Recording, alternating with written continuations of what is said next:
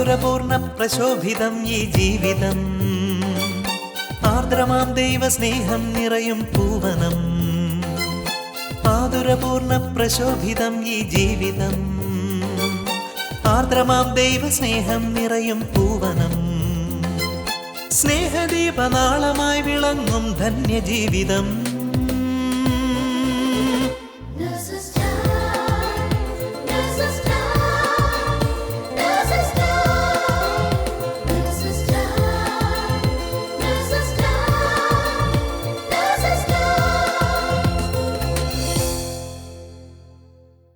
ഈശോ മിശിഹായ്ക്ക് സ്തുതിയായിരിക്കട്ടെ.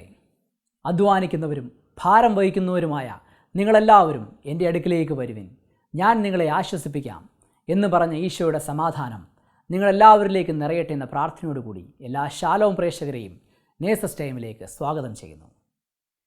വചനത്തിനായി എല്ലാവരും ദാഹത്തോടെ കാത്തിരിക്കുകയാണെന്നറിയാം. യെശയ്യാ 44:3 ഇപ്രകാരം പറയുന്നു: വരണ്ട ഭൂമിയിൽ ജലവും ഉണങ്ങിയ നിലത്ത് അരുവികളും ഞാൻ ഒഴുക്കും. നിന്റെ സന്തതികളുടെ മേൽ എൻ്റെ ആത്മാവും നിന്റെ മക്കളുടെ മേൽ എൻ്റെ അനുഗ്രഹവും ഞാൻ വർഷിക്കും. ഇപ്പോൾ ലോകം മുഴുവനുമുള്ള എല്ലാ നേഴ്സുമാരിലേക്കും തിരുവചനത്തിലൂടെ പരിശുദ്ധാത്മാവിൻ്റെ അഭിഷേകം ഒഴുകിയെത്തുവാൻ പോവുകയാണ്. ഇന്നത്തെ വചന ശുശ്രൂഷയിൽ നമ്മോട് വചനം പങ്കുവയ്ക്കുന്നത് സാബു അറുതൊട്ടിയിൽ ബ്രദറാണ്. പ്രാർത്ഥനയോടുകൂടി വലിയ ദാഹത്തോടുകൂടി നമുക്ക് അദ്ദേഹത്തെ ശ്രമിക്കാം. യേശുവെ നന്ദി, യേശുവെ സ്തോത്രം, ഹല്ലേലൂയ.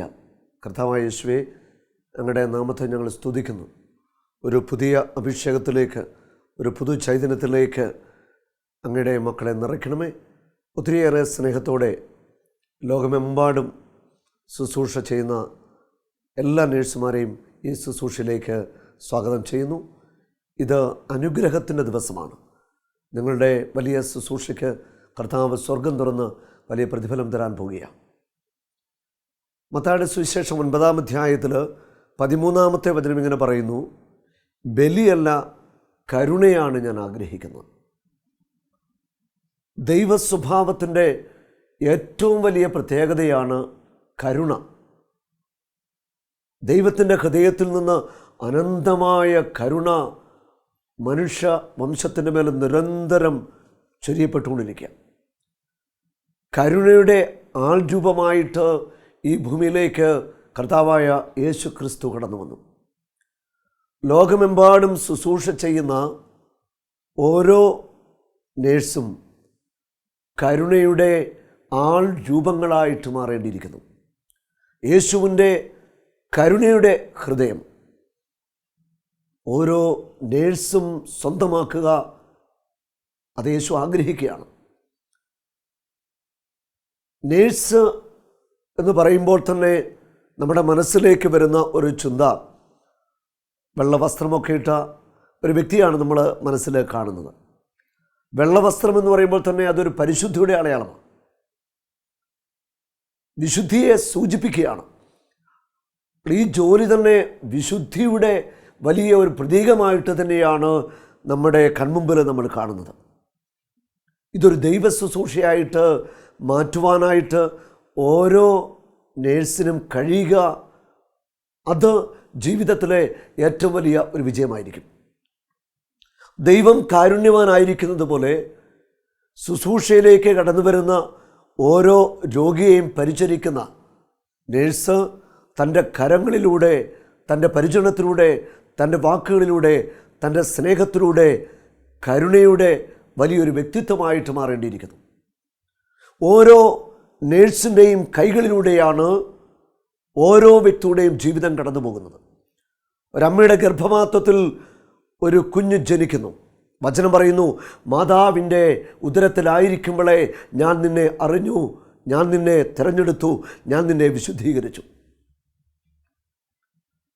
ഒരു നേഴ്സ് സ്പർശിക്കാത്ത ഒറ്റ വ്യക്തികൾ പോലും ഈ ഭൂമിയിൽ ഉണ്ടാവത്തില്ല.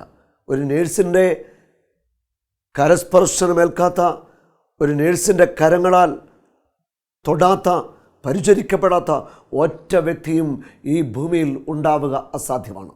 ഒരു കുഞ്ഞ് പിറക്കുമ്പോൾ മുതൽ അത് വളരുമ്പോൾ ഓരോ സാഹചര്യങ്ങളിലും ആശുപത്രികളിലേക്ക് ഈ കുഞ്ഞിനെയുമായിട്ട് കടന്നു വരുമ്പോൾ ഈ കുഞ്ഞിനെ പരിചരിക്കുവാൻ, അല്ലെ ഇഞ്ചക്ഷൻ ചെയ്യുവാൻ, മരുന്ന് കൊടുക്കുവാൻ എല്ലാം ഓടിയെത്തുന്ന വിശുദ്ധിയുടെ വസ്ത്രം അണിഞ്ഞ ഒരു നേഴ്സിനെയാണ് നമ്മൾ കാണുന്നത്. നമ്മൾ തിരിച്ചറിയണം, ഒരു നേഴ്സ് എന്ന് പറഞ്ഞാൽ അത് വലിയൊരു ശുശ്രൂഷയാണ്. ദൈവത്തിൻ്റെ കരുണയും സ്നേഹവും പകർന്നു കൊടുക്കാൻ തക്കവണ്ണം വളരേണ്ട ഒരു ശുശ്രൂഷയാണ് നേഴ്സിംഗ് ശുശ്രൂഷ. ഈ കാലഘട്ടത്തിൽ നല്ലൊരു പ്രൊഫഷനായിട്ട് ഈ ഫീൽഡ് വളർന്നു കഴിഞ്ഞു. നേഴ്സ് ആയിട്ട് ജോലി ചെയ്യുന്നതിലൂടെ പണം മാത്രം ലക്ഷ്യം വയ്ക്കുന്നത് ശരിക്കും ഗൗരവമേറിയൊരു പാപമായിട്ടാണ് എനിക്ക് തോന്നുന്നത്. കാരണം പണം സമ്പാദിക്കാൻ വേണ്ടി നമ്മൾ ജോലി ചെയ്യുന്നതും ദൈവസ്നേഹത്തെ പ്രതി ഒരു രോഗിയോട് കരുണ കാണിക്കുന്നതും ആത്മാർത്ഥമായിട്ട് പരിചരിക്കുന്നതും, അങ്ങനെ ഒരു മനസ്സ് നമുക്ക് ഉണ്ടാവണം. ഒരു രോഗിയോട് കരുണ കാണിക്കുവാൻ ആവശ്യമെന്ന് വന്നാൽ ആ രോഗിക്ക് വേണ്ടി ഒന്ന് കരങ്ങൾ വെച്ച് പ്രാർത്ഥിക്കുവാൻ, ഒരാശ്വാസത്തിൻ്റെ വാക്ക് പറയുവാൻ നമുക്ക് കഴിയണം. പണത്തിനു വേണ്ടി നമ്മൾ ഒരു നേഴ്സായിട്ട് ജോലി ചെയ്യുക എന്ന് പറയുമ്പോൾ അതിൻ്റെ പിന്നിൽ പണം മാത്രം ലക്ഷ്യമായിട്ട് മാറുകയാണ്. മനുഷ്യ സ്നേഹത്തിൻ്റെയോ ദൈവത്തിൻ്റെ കരുണയുടെയോ ഒരു സ്പർശനം അവിടെ ഉണ്ടാകാതെ പോകുന്നു പണം മാത്രം ലക്ഷ്യമാക്കുമ്പോൾ. അപ്പോൾ ഈ നേഴ്സിംഗ് ശുശ്രൂഷയുടെ ലക്ഷ്യമെന്ന് പറയുന്നത് പണമുണ്ടാക്കുക എന്നതിൽ ഉപരിയായിട്ട് ക്രിസ്തുവിൻ്റെ സ്നേഹം അനേകർക്ക് നൽകുക എന്നുള്ളതാണ്. ഏതൊരു മതത്തിൽപ്പെട്ട വ്യക്തിയാണെങ്കിലും ജാതിയിൽപ്പെട്ട വ്യക്തിയാണെങ്കിലും ആ വ്യക്തി ഹോസ്പിറ്റലിൽ അഡ്മിറ്റാകുമ്പോൾ അല്ലെങ്കിൽ അവിടെ കടന്നു വരുമ്പോൾ അവിടെ മുതൽ ഒരു നേഴ്സിൻ്റെ ശ്രദ്ധയിലേക്ക്, പരിചരണത്തിലേക്ക്, സ്പർശനത്തിലേക്ക് ആ രോഗിയെ കടന്നു വരിക. ഏത് മതവിഭാഗത്തിൽപ്പെട്ട വ്യക്തിയും ഹോസ്പിറ്റലിൽ നേഴ്സുമാരാണ് പരിചരിക്കുന്നത്. അവിടെ മതത്തിനും ജാതിക്കും അപ്പുറം ഹൃദയം തുറന്ന് അവരെ സ്നേഹിക്കുവാൻ, പ്രത്യേകിച്ച് ക്രിസ്തുവിൻ്റെ സ്നേഹം അവർക്ക് നൽകുവാനായിട്ട് നമുക്ക് സാധിക്കുന്നുവെങ്കിൽ അത് ക്രിസ്തുവിൻ്റെ സാക്ഷ്യമായിട്ട് മാറുകയാണ്. ഈ നേഴ്സിംഗ് മിനിസ്ട്രിയിലൂടെ തന്നെ ലക്ഷ്യം ആക്കുന്നതും അതുതന്നെയാണ്. ലോകം മുഴുവനുള്ള സകല ജനങ്ങളും ക്രിസ്തുവിൻ്റെ സ്നേഹം അറിയണം, ക്രിസ്തുവിൻ്റെ ആഴമായ കരുണ അറിയണം. മത്തായിയുടെ സുവിശേഷം 14-ാം അധ്യായത്തിൽ 14-ാമത്തെ വചനം പറയുന്നു, ജനക്കൂട്ടത്തെ കണ്ടപ്പോൾ അവന് അവരോട് അനുകമ്പ തോന്നി. അവരുടെ ഇടയിലുണ്ടായിരുന്ന എല്ലാ രോഗികളെയും അവൻ സൗഖ്യമാക്കി. ജനക്കൂട്ടത്തെ കാണുമ്പോൾ അനുകമ്പയോടെ അവരെ കാണുന്ന യേശു, ഒരു രോഗിയെ കാണുമ്പോൾ, വേദനിക്കുന്ന ഒരു വ്യക്തിയെ കാണുമ്പോൾ അനുകമ്പയോടെ കാണാൻ സാധിക്കുന്ന ഒരു ഹൃദയം ഒരു നേഴ്സിന് വളരെ ആവശ്യമാണ്. അനുകമ്പ ഉള്ള ഹൃദയത്തോടെ, കരുണയുള്ള ഒരു മനസ്സോടെ ഒരു രോഗിയെ ഒന്ന് തൊടുമ്പോൾ, ഒന്ന് സ്പർശിക്കുമ്പോൾ അവിടെ ദൈവശക്തിയുടെ സൗഖ്യത്തിൻ്റെ ഒരു പ്രവാഹം തന്നെയാണ് ഉണ്ടാവുന്നത്. ഇങ്ങനെ ചില വ്യക്തികൾ ഇങ്ങനെ പറഞ്ഞും കേട്ടിട്ടുണ്ട്. എൻ്റെ അനുഭവത്തിലും എനിക്ക് തോന്നിയിട്ടുള്ള ഒരു കാര്യമാണ്, ചില നേഴ്സുമാർ ഇഞ്ചക്ഷൻ എടുത്താൽ വേദന പോലും അനുഭവപ്പെടാറില്ല. പക്ഷെ ചിലർ ഇഞ്ചക്ഷനൊക്കെ എടുത്തു കഴിഞ്ഞാൽ നന്നായിട്ട് വേദന അനുഭവപ്പെടുന്നതായിട്ടും അനുഭവപ്പെട്ടിട്ടുണ്ട്. എനിക്ക് തോന്നുന്നു രോഗിയോടുള്ള ആ ഒരു മനോഭാവം, അല്ലെ പ്രൊഫഷനോടുള്ള ആ വിശ്വസ്തത, ആ പ്രൊഫഷനോടുള്ള ആ വലിയൊരു സ്നേഹം, ആ കാഴ്ചപ്പാട് തന്നെയാണ് ആ വ്യക്തിയുടെ ഓരോ പ്രവൃത്തികളിലും അത് വലിയൊരു അനുകമ്പയുടെയും കരുണയുടെയും പ്രവാഹമായിട്ട് മാറുന്നത്. അതുപോലെ തന്നെ ഈ നേഴ്സിംഗ് ജോലിയിൽ ഏർപ്പെട്ടിരിക്കുന്ന അനേകം സഹോദരിമാർ ഒത്തിരിയേറെ വേദനകളിലൂടെ, നൊമ്പരങ്ങളിലൂടെ കടന്നു പോകുന്നുണ്ട്. ഞാൻ ഓർക്കാണ്, 2 വർഷം മുൻപ് നമ്മുടെ ധ്യാനത്തിന് പങ്കെടുത്ത ഒരു സഹോദരി നേഴ്സായിട്ട് UK ജോലി ചെയ്യുന്നു. ആ സഹോദരി എൻ്റെ അടുക്കൽ പ്രാർത്ഥിക്കാനായിട്ട് വന്നു. പ്രാർത്ഥിക്കാൻ വന്നിട്ട് പങ്കുവെച്ച അനുഭവം ഇതാണ്. ഏതാനും വർഷം മുൻപ് ജോലിക്കായിട്ട് പോയി, കുടുംബത്തിനു വേണ്ടി അധ്വാനിച്ചു. മാതാപിതാക്കൾ, സഹോദരങ്ങൾ, വീട്ടിൽ 5-6 മക്കളുണ്ട്. സാമ്പത്തികമായിട്ടൊക്കെ വളരെ കുറവായ കുടുംബമായിരുന്നു. ഒത്തിരി പ്രയാസത്തിലൂടെ, പഠിക്കുന്ന കാലങ്ങളിലൊക്കെ ഒത്തിരിയേറെ പ്രയാസത്തിലൂടെയൊക്കെയാണ് പഠിച്ചതും വളർന്നതുമൊക്കെ. ജോലി ലഭിച്ചു, കുടുംബത്തിനു വേണ്ടി ജീവിച്ചു. ആ മകളുടെ അനുഭവം ഇതാ, സഹോദരങ്ങൾക്ക് വേണ്ടി, മാതാപിതാക്കൾക്ക് വേണ്ടി ജീവിച്ചു. അധ്വാനിച്ചത് മുഴുവൻ ഭവനത്തിലേക്ക് കൊടുത്തു. സഹോദരങ്ങൾ പഠിച്ചു, വളർന്നു, ജോലിയായി, സഹോദരിമാരുടെ എല്ലാവരുടെയും വിവാഹമൊക്കെ നടത്തി കൊടുത്തു. ഈ മകൾ എന്നോട് പറഞ്ഞു, എനിക്കിപ്പോൾ 42 വയസ്സ് പ്രായമായി. ഒരു വിവാഹ ജീവിതത്തെക്കുറിച്ച് പോലും ചിന്തിക്കാതെ എൻ്റെ കുടുംബത്തിന് വേണ്ടി ഞാൻ അധ്വാനിച്ചു, എൻ്റെ സഹോദരങ്ങൾക്ക് വേണ്ടി ഞാൻ ജീവിതം കൊടുത്തു. പക്ഷേ ഇന്ന് ഞാൻ അനുഭവിക്കുന്നത് ഒറ്റപ്പെടലിൻ്റെ ദുഃഖമാണ്. എൻ്റെ കുടുംബത്തുള്ള ഞാൻ ജീവിതം കൊടുത്ത എൻ്റെ പ്രിയപ്പെട്ടവർ എന്നെ ഒറ്റപ്പെടുത്തുന്ന അനുഭവം.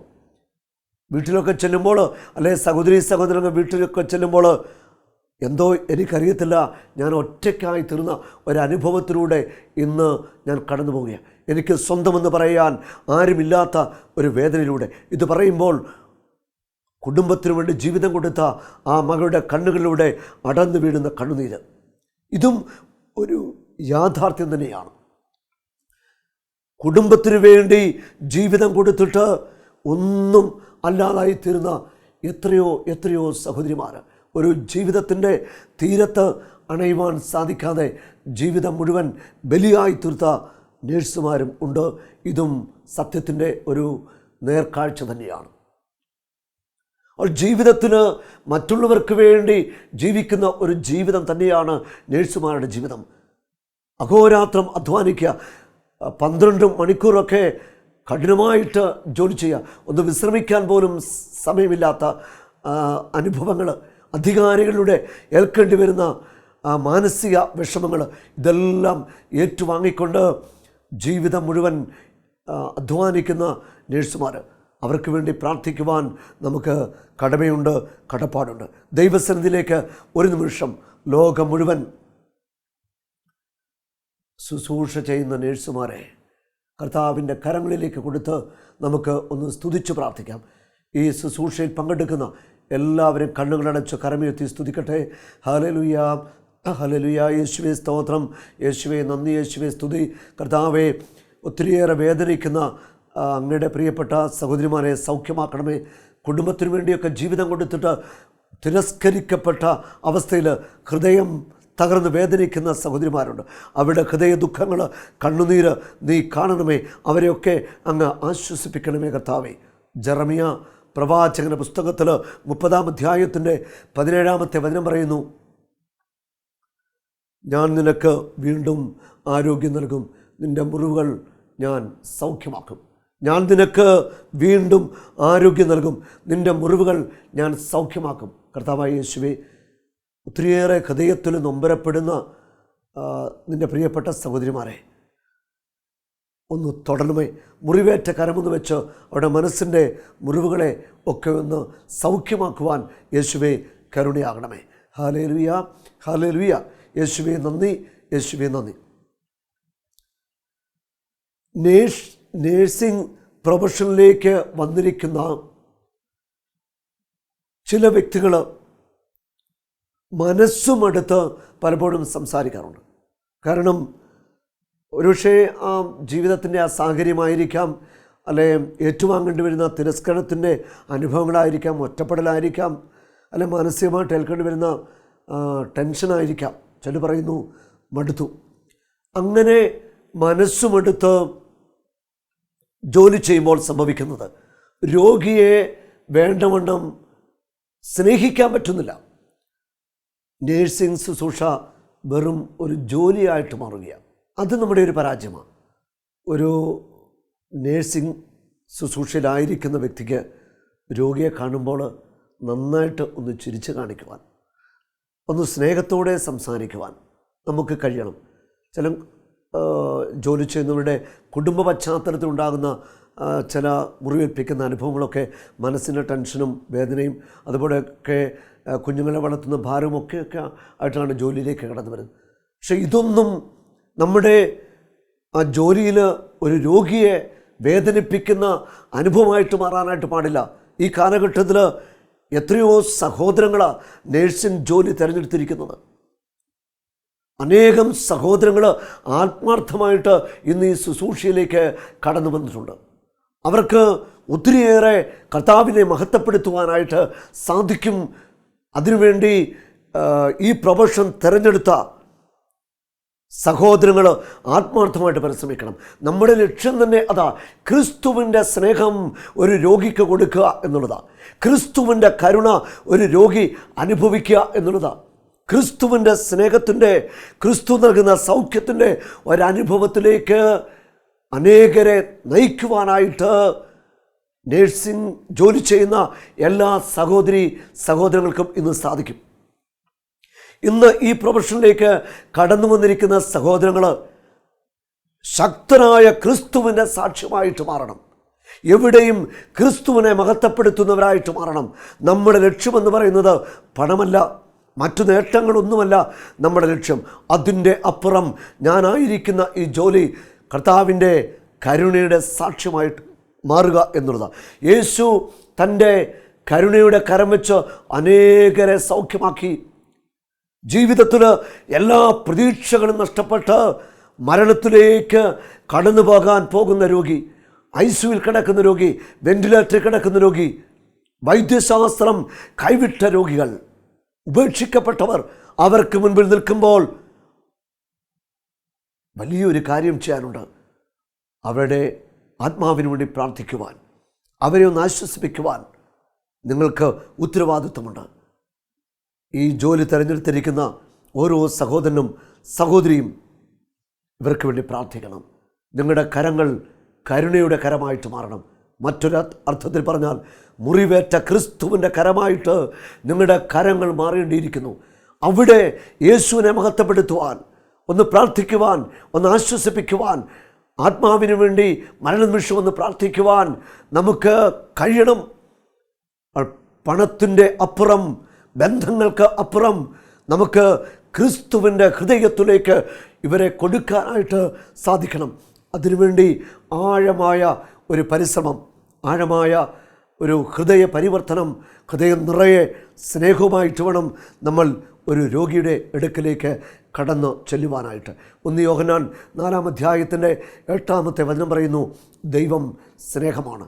വെള്ള വസ്ത്രമണിഞ്ഞ് പുഞ്ചിരിയോടെ കടന്നു വരുന്ന ഓരോ നേഴ്സിംഗ് ജോലി തിരഞ്ഞെടുത്തിരിക്കുന്ന ഓരോ സഹോദരനും ക്രിസ്തുവിൻ്റെ സ്നേഹത്തിൻ്റെ പ്രതീകമായിട്ട് മാറണം. നിങ്ങളുടെ സാന്നിധ്യം തന്നെ മറ്റുള്ളവർക്ക് ഒരു ക്രിസ്തു അനുഭവമായിട്ട് മാറണം.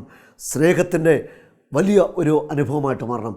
നിങ്ങളുടെ ഒരു ചിരി, ഒരു സംസാരം, ഒരു തലോടൽ, അത് അവരുടെ ഹൃദയത്തെ തണുപ്പിക്കുന്നതാവണം. മരണത്തിലേക്ക് കടന്നു പോകാനായിട്ട് ആയിരിക്കുന്നവരുടെ ഹൃദയത്തിന് ഒരു ശാന്തത കൊടുക്കുവാൻ നിങ്ങളെ കൊണ്ട് കഴിയണം. അപ്പം നമ്മുടെ ദൗത്യം ഒരു വലിയ ദൗത്യം തന്നെയാണ്. ഒരു നേഴ്സായി തീർന്നു, അത് ശരിക്കും ദൈവത്തിൻ്റെ വിളി തന്നെയാണ്. ദൈവമാണ് നിങ്ങളെ വിളിച്ചിരിക്കുന്നത്. ഈ വലിയ തെരഞ്ഞെടുപ്പ് ദൈവം തന്നിരിക്കുന്ന വലിയ ഒരു ഉത്തരവാദിത്വമാണ്. ഈ ഉത്തരവാദിത്വം നമുക്ക് സന്തോഷത്തോടെ ഏറ്റെടുക്കാം. നിങ്ങളിലൂടെ അനേകർ ക്രിസ്തുവിനെ അറിയട്ടെ. മുറിവേറ്റ ക്രിസ്തുവിൻ്റെ മുറിവിനോട് ചേർത്ത് അനേകരെ കൊടുക്കുവാനായിട്ട് നിങ്ങളുടെ ജീവിതം കാരണമായിട്ട് മാറണം. വചനം പറയുന്നു, ബലിയല്ല, സ്നേഹമാണ് ഞാൻ ആഗ്രഹിക്കുന്നത്. സ്നേഹമാണ് ആഗ്രഹിക്കുന്നത്. സ്നേഹത്തിൻ്റെ രൂപങ്ങളായി, സ്നേഹത്തിൻ്റെ നിറമായി, സ്നേഹത്തിൻ്റെ സാക്ഷ്യമായിട്ട് നിങ്ങൾ മാറണം. അതിനുള്ള വലിയൊരു പരിശുദ്ധാത്മ അഭിഷേകം യേശു നിങ്ങളുടെ മേൽ തരട്ടെ എന്ന് പ്രാർത്ഥിക്കുന്നു. നമുക്ക് ഒന്ന് ചേർന്ന് പ്രാർത്ഥിക്കാം. കർത്താവായ യേശുവേ, അങ്ങയുടെ കരങ്ങളിലേക്ക് ലോകമെമ്പാടും ശുശ്രൂഷ ചെയ്യുന്ന എല്ലാ നേഴ്സിംഗ് സഹോദരങ്ങളെയും സമർപ്പിച്ച് പ്രാർത്ഥിക്കുന്നു. അവർ ജോലി ചെയ്യുന്ന സ്ഥാപനങ്ങളിൽ, ഇടങ്ങളിൽ യേശുവിൻ്റെ സാക്ഷികളായിട്ട് മാറുവാൻ, അവർ യേശുവിനെ കൊടുക്കുവാൻ, യേശുവിൻ്റെ കരുണയുടെ കരങ്ങളായിട്ട് അവരോരോരുത്തരും മാറുവാനായി പരിശുദ്ധാത്മാവേ, ഒരു പുതിയ അഭിഷേകം, ഒരു പുതു ചൈതന്യം അവരിൽ നിറയ്ക്കണമേ. ഏറ്റവും വലിയ ലക്ഷ്യം രോഗിയെ സ്നേഹിക്കുക, രോഗിക്ക് ക്രിസ്തുവിൻ്റെ കരുണയിലേക്ക് നയിക്കുക. ആ വലിയ ലക്ഷ്യത്തിലേക്ക് ഇവർക്ക് അധ്വാനിക്കാനുള്ള വലിയൊരു ആത്മചൈതന്യത്താൽ പരിശുദ്ധാത്മാവെ നിറയ്ക്കണമെന്ന് പ്രാർത്ഥിക്കുന്നു. യേശുവേ, നിൻ്റെ മുറിവിനോട് ചേർത്ത് നിൻ്റെ പ്രിയപ്പെട്ട സഹോദരങ്ങളെ സമർപ്പിക്കുന്നു. അവർ ഹൃദയത്തിൽ ഏറ്റുവാങ്ങുന്ന സങ്കടങ്ങൾ, മുറിവുകൾ, ഒറ്റപ്പെടലുകൾ, കുടുംബത്തിൽ അനുഭവിക്കുന്ന വേദനകൾ ഒക്കെ നീ കാണണമേ. വർഷങ്ങളോളം ജോലിയൊക്കെ ചെയ്തിട്ടും സ്വന്തമായിട്ടൊരു വീടില്ല. അങ്ങനെ ജീവിതത്തിൽ നഷ്ടങ്ങളുടെ കണക്കുകളുള്ള അനേകം പേരുണ്ട്. അവരെയൊക്കെ അങ്ങ് ആശ്വസിപ്പിക്കണമേ. വർഷങ്ങൾ ജോലി ചെയ്തു, ഇന്ന് രോഗാവസ്ഥയിലായി, ജീവിതത്തിൽ ഒന്നും നേടുവാൻ കഴിയാതെ നിരാശരായിരിക്കുന്ന ഞങ്ങളുടെ പ്രിയപ്പെട്ട മക്കളെ ആശ്വസിപ്പിക്കണമേ. യേശുവിൻ്റെ നാമത്തിൽ ഇവരെ എല്ലാവരെയും അനുഗ്രഹിക്കുന്നു. കർത്താവിൻ്റെ സൗഖ്യത്തിൻ്റെ വലിയ ഒരു പ്രവാഹമുണ്ടാവട്ടെ. യേശയ്യ 57:19 കർത്താവ് അരുളി ചെയ്യുന്നു, ഞാൻ നിന്നെ സുഖപ്പെടുത്തും, ഞാൻ നിന്നെ കൊണ്ടുപോയി ആശ്വസിപ്പിക്കും. കർത്താവേ, ഞങ്ങളുടെ പരിശുദ്ധാത്മാവിനെ നിറയ്ക്കണമേ, കരുണയാകണമേ. യേശുവേ നന്ദി, യേശുവേ സ്തുതി. പരിശുദ്ധാത്മാവേ നന്ദി, പരിശുദ്ധാത്മാവേ സ്തുതി. Hallelujah, hallelujah, hallelujah.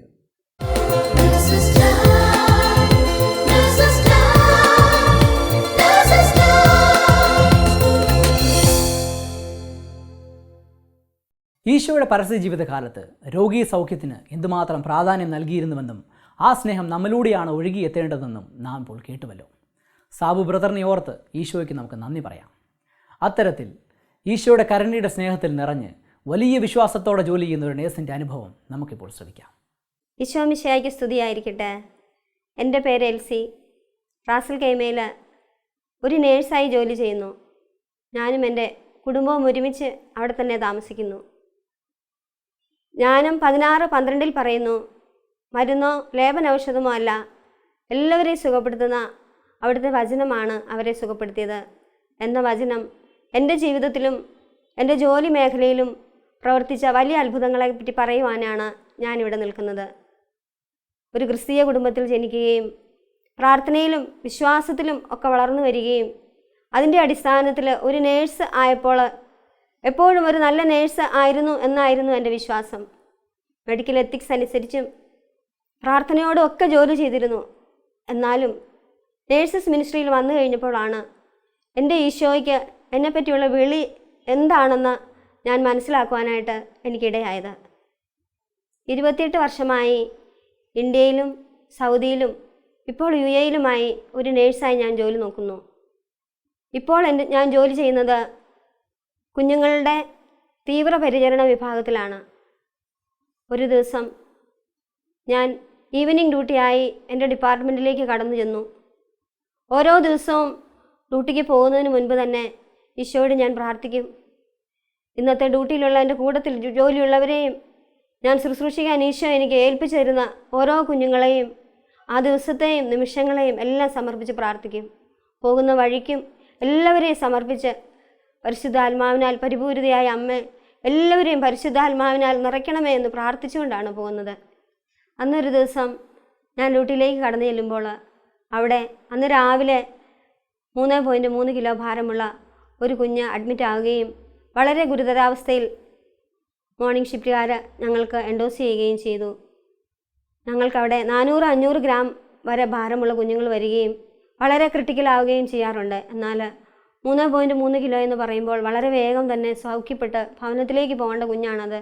എന്നാൽ ഈ കുഞ്ഞ് വന്നപ്പോൾ മുതൽ വളരെ ക്രിട്ടിക്കലായിട്ട് അതിൻ്റെ രക്തത്തിലെ ഓക്സിജൻ്റെ അളവ് വളരെ കുറയുകയും 45 വരെയൊക്കെ എത്തുകയും അതിന് കൊടുക്കാവുന്ന എല്ലാ മരുന്നുകളും വെന്റിലേറ്റർ സപ്പോർട്ടും എല്ലാം കൊടുത്തിട്ടും ശരിയാകാതിരിക്കുകയും ചെയ്യുകയായിരുന്നു എന്നും, എന്നാൽ ഞങ്ങൾക്ക് എൻഡോസ് ചെയ്യുമ്പോൾ അതിന് 90-91 വരെയുള്ള ആ രക്തത്തിൻ്റെ ഓക്സിജൻ്റെ അളവ് തന്നുകൊണ്ട് മോർണിംഗ് ഷിഫ്റ്റുകാർ കടന്നുപോയി. ഓരോ നേഴ്സുമാരും അവരവരുടെ അസൈൻഡായിട്ടുള്ള കുഞ്ഞുങ്ങളുടെ അടുത്തേക്ക് പോയി. ഈ കുഞ്ഞ് എൻ്റെ അസൈൻമെൻ്റ് അല്ലായിരുന്നു. എന്നാലും ഈ കുഞ്ഞിനെ പറ്റി ഞാൻ മനസ്സിലോർത്തു പ്രാർത്ഥിക്കുന്നുണ്ടായിരുന്നു. എന്തെന്നാൽ 3.3 കിലോ ഉള്ള കുഞ്ഞ് എന്താണ് അതിന് ശരിയാകാത്തത്? ഇത്രയും സമയമായിട്ടും ചെയ്യാവുന്നതെല്ലാം ചെയ്തിട്ടും ആ കുഞ്ഞിന് എന്തു പറ്റി? എൻ്റെ ഈശോയെ അതിനെ ഓർത്ത് പ്രാർത്ഥിച്ചുകൊണ്ടാണ് ഞാൻ എൻ്റെ കുഞ്ഞിൻ്റെ അടുത്തേക്ക് പോയത്. 10 മണി വരെയായി. ഞങ്ങളുടെ ജോലി കഴിയാൻ സമയമായി. കുഞ്ഞിൻ്റെ നില വളരെ ശോചനീയമായിക്കൊണ്ടിരുന്നു. എപ്പോൾ വേണമെങ്കിലും എന്ത് വേണമെങ്കിലും സംഭവിക്കാം. മാതാപിതാക്കളോടും പറയാനുള്ളവരോടും ഒക്കെ പറഞ്ഞു. എല്ലാവരും തിരക്ക് കഴിഞ്ഞ് അവരവരുടെ മുറികളിലേക്ക് പോയി. ഓൺ ഡ്യൂട്ടി ഡോക്ടർ പറഞ്ഞു, എന്തെങ്കിലും സംഭവിക്കുമ്പോൾ അറിയിക്കുക, ഇനി നമുക്കൊന്നും ചെയ്യാനില്ല സിസ്റ്ററെ എന്ന് പറഞ്ഞ് എല്ലാവരും പോയി. ഇതെൻ്റെ അസൈൻ്റെ കുഞ്ഞല്ലായിരുന്നു. എനിക്ക് അതിനുവേണ്ടി ഒന്ന് പ്രാർത്ഥിക്കണമെന്ന് തോന്നി. ഞാൻ ആ കുഞ്ഞിനെ അസൈൻ ചെയ്തിരുന്ന സ്റ്റാഫിനോട് ചോദിച്ചു, ഞാൻ ഈ കുഞ്ഞിന് വേണ്ടി ഒന്ന് പ്രാർത്ഥിച്ചോട്ടെ? അവൾ പറഞ്ഞു, നീ പ്രാർത്ഥിച്ചോ, നിനക്ക് അങ്ങനെ വിശ്വാസമുണ്ടെങ്കിൽ നീ പ്രാർത്ഥിക്കേ. ഞാൻ ഇൻക്യുബേറ്റർ തുറന്നു. ഞാൻ എൻ്റെ 2 കൈകളിലും ആ കുഞ്ഞിനെ ചേർത്ത് പിടിച്ചു. ഈശോയുടെ കരങ്ങളിലേക്ക് കൊടുക്കുന്നത് പോലെ ഈശോയുടെ കരങ്ങളിലേക്ക് തന്നെ കൊടുത്തു. വൈദ്യശാസ്ത്രത്തിന് അസാധ്യമെന്ന് എഴുതി തള്ളിയത് എൻ്റെ ഈശോയാണ് അവിടെ ചെയ്തതെന്ന് ഞാൻ വിശ്വസിക്കുന്നു. ഞാൻ സകല മർത്യരുടെയും കർത്താവാണ്. എനിക്ക് അസാധ്യമായിട്ട് എന്തെങ്കിലും ഉണ്ടോ എന്ന് ഞാൻ വീണ്ടും ഏറ്റു പറയുന്നു. ആ വചനത്തിൽ നമുക്ക് വിശ്വസിക്കാം. നമുക്കായി ഇന്നും ജീവിക്കുന്ന ദൈവം നമ്മളോട് കൂടെ എന്നും ഉണ്ടെന്ന് വിശ്വസിക്കുന്നു. ഈ കുഞ്ഞ് വളർന്നു വരുമ്പോൾ നാളെ എൻ്റെ ഈശോയുടെ ഒരു സാക്ഷ്യമായി നിൽക്കുമെന്നും ഞാൻ വിശ്വസിക്കുന്നു. എന്നെ കേട്ടുകൊണ്ടിരിക്കുന്ന ലോകമെമ്പാടുമുള്ള സകല നേഴ്സുമാരെ, നമുക്ക് ഓരോരുത്തർക്കും ഈശോയുടെ സ്നേഹമായി, ഈശോയുടെ സൗഖ്യമായി, ഈശോയുടെ അനുഗ്രഹമായി മാറുവാൻ തക്കവണ്ണം ഈശോ സഹായിക്കട്ടെ, അനുഗ്രഹിക്കട്ടെ എന്ന് പ്രാർത്ഥിക്കുന്നു. Praise the Lord.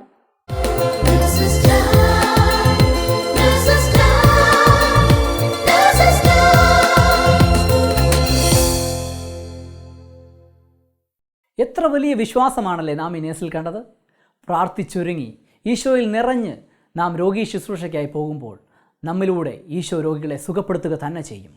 അതിനായി ലോകം മുഴുവനിലുമുള്ള നേഴ്സുമാരെയും അവരുടെ കുടുംബാംഗങ്ങളെയും പരിശുദ്ധമ്മയുടെ വിമല ഹൃദയത്തിലൂടെ ഈശോയ്ക്ക് സമർപ്പിച്ചുകൊണ്ട് നമുക്ക് പ്രാർത്ഥിക്കാം. ഓരോ നേഴ്സും ഒരു വിശുദ്ധിയായി തീരട്ടെ. ദൈവമാതാവും ഞങ്ങളുടെ അമ്മയുമായ കന്യകാമറിയമേ, ഫാത്തിമാനാഥേ, എന്നെയും എൻ്റെ കുടുംബത്തെയും തിരുസഭയെയും മാനവകുലത്തെയും ലോകമെമ്പാടുമുള്ള നേഴ്സുമാരെയും അങ്ങേ വിമല ഹൃദയത്തിന് പ്രതിഷ്ഠിക്കുന്നു. അങ്ങേ ശക്തിയുള്ള സംരക്ഷണത്തിൽ ഞങ്ങളെ കാത്തുകൊള്ളണമേ. ആത്മീയവും ശാരീരികവുമായ സകല അപകടങ്ങളിലും ക്ലേശങ്ങളിലും നിന്ന് ഞങ്ങളെ രക്ഷിച്ചു കൊള്ളണമേ. എല്ലാറ്റിലും ദൈവേഷ്ടം കണ്ടെത്തി നിറവേറ്റുവാനും യേശുവിൻ്റെ തിരുഹൃദയത്തിന് പ്രീതികരമായ വിധത്തിൽ ജീവിച്ച് സ്വർഗഭാഗ്യത്തിൽ എത്തിച്ചേരുവാനും കാരുണ്യനാഥേ, ഞങ്ങളുടെ സ്നേഹമുള്ള അമ്മേ, ഞങ്ങളെ സഹായിക്കണമേ. ആമേൻ.